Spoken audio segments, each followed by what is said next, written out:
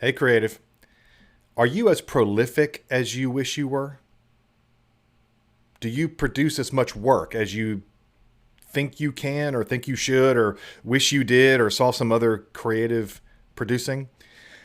I think that's a very common problem with creatives. I think it's a problem with humans generally, but I think especially with creatives, we sometimes struggle with that, the quantity of production. Well, in this episode of the Business of Creative Business podcast, I want to maybe share some tips with you and share a book with you that I think might help with that. We at WeWall Films are pretty productive. I mean, we have a pretty good body of work considering the how young our company is, and it's because I think we've learned some of these lessons along the way of how to generate creative work in quantity.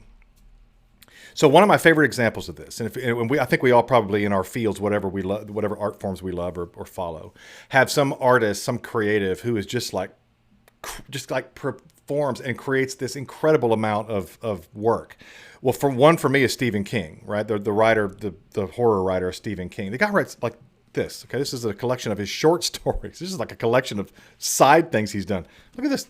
Like he writes these gigantically long things, and he's written I don't know how many hundreds of novels. It's ridiculous how many books this guy's written. Okay, well, I want to share with you another book that he wrote that was, when I read it, was very eye-opening for me, and it speaks to this problem of how to generate art, how to create at scale, how to create larger quantities of work. And it's one of his few nonfiction books. Did you know he wrote a nonfiction book? Okay, so this is the book, Stephen King. It's called On Writing. See there? Written like, I'm sure in blood on a wall. On Writing by Stephen King, the novelist. Okay. This book opens a window into King's writing process and how he became a writer and how he actually does it. But it's a super book for any creative. I know you maybe not be a writer, but it doesn't matter. The rules are the same. Here are the big breakthroughs that I took away from this book that I have applied in WeWall Films that has helped us a lot to generate a decent body of work. Okay. Stephen King, in that book, he says he wakes up every single day, and he sits down at his desk and he doesn't get up until he writes 2,000 words every day, every single day. He says, they don't have to be good words, but I don't get up from my desk until I write 2,000 words. Now, he said, sometimes that takes an hour. Sometimes he's there for 9 hours, but I don't get up till it's 2,000 words. Now, if you do the math on that, 2,000 words times 30 days in a month is 60,000 words a month. That's 180,000 words like a quarter a season. And if you look at the average, and so 180,000 words comes up to, I don't know, 600, 700 pages, something like that. That's the average size of a Stephen King novel. He writes a novel like that once a season for a year. But he does it because he writes 2,000 words a day, and he doesn't get up from his desk until he does that. Now, here's what that has to teach us as creatives. The first lesson to learn from that and to help start breaking through for you to create more work is screw your talent without discipline. Okay? If you don't have the discipline of a job with your talent, with your art, you're not ready for prime time.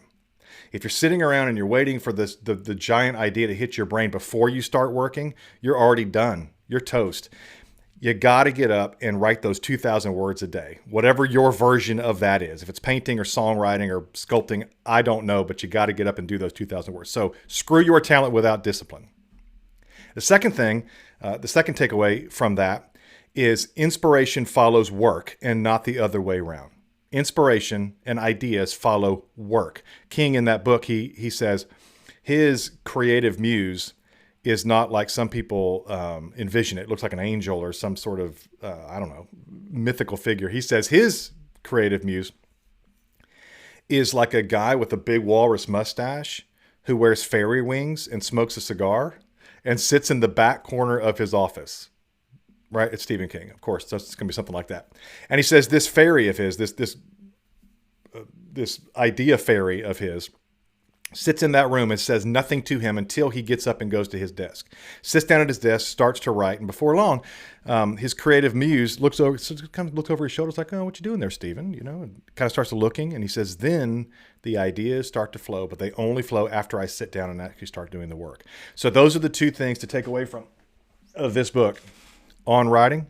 It's good for every creative art to help you produce more and create more.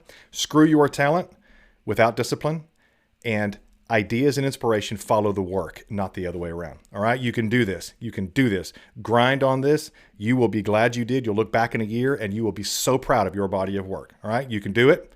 I love you.